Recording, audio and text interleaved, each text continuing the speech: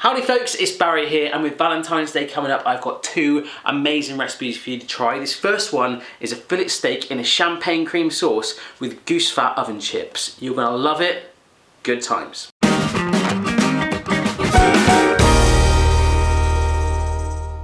Looks amazing, right? And I promise you it is much easier than you're thinking. This is the first time I've ever cooked using goose fat, and those chips are so worth it. And this recipe is not just for Valentine's Day, it's for life. It doesn't matter if you're not in a relationship, it doesn't matter. If you're single, if you've got a cat, if you've got a dog, if you've got a gerbil, or if you just simply want to make it for yourself, I promise you, you will love this. So write down these ings, like ingredients, yeah?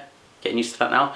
Write them down, have a go. This is how we do it. First up, we want to work on our chips that we're cooking in the goose fat. So grab your baking tray and plonk your goose fat on there, smearing it with the back of the spoon, plonk it in the oven just to break it down, and meanwhile, slice your potatoes nice and thick. I kept the skin on, but it's up to you. Once you get them nice and thick and chunky the size you want, give them a nice little pat dry with a tea towel. With the goose fat nice and hot, carefully place your chips onto the baking tray and whack it in the oven. Now every 5 minutes you want to give them a nice good turn until they're nice and golden brown. Should take around about 25 minutes in total. So meanwhile we can work on our steak. Now with our fillet steak, we'll give it a good coating in olive oil, almost like it's putting suntan lotion on at the beach. Then a nice grinding of pepper on top, pressing it all into the steak. I've got myself a nice hot griddle pan here, so we'll place it on there for 3 minutes either side for a really good medium rare. And that last turn, you'll notice that I've got my little tomato halves griddling right at the front there, but don't worry about that, it's just a cheat's way around it. Once your steak is ready, just plonk it down on a plate to rest. Now before, I didn't really realise why you let a steak rest, but basically when you cook it, all the fibres sort of tense up like that. What you want it to do is just sort of relax and be all smooth, baby, and it'll be a bit more moist and tender and juicy.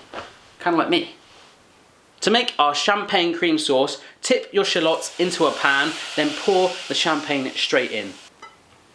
Oh, and if you've got any left over, good times. So with the champagne and shallots, all we're going to do is simmer down that pan till it's reduced by roughly half, then taking it off the heat, pour in our cream and a good grinding of pepper. At this stage is a good chance to tweak it and add in any other flavourings you want. Just mix it through, then warm it back up over the pan, let it simmer a little bit just to thicken that sauce up, and we're ready to top it all over that steak. It's coming together. And the last step couldn't be easier. It's simply steaming some spinach in the microwave just for a minute, leaving it in the bag it came from. It's so quick and easy. A lot of people say to me, Barry, do you not get bored of eating all the food when you're on camera? What I tend to do is pick the healthiest thing and just munch on that. You'll see I've eaten all the spinach off camera before filming with you right now. I don't really want to eat all that right now at lunchtime, but that's it. With it all plated up, you get your steak on there, you get your chips, you get your spinach, your tomato, and that sauce all over the top. Finish it with a little bit of parsley. It's looking amazing.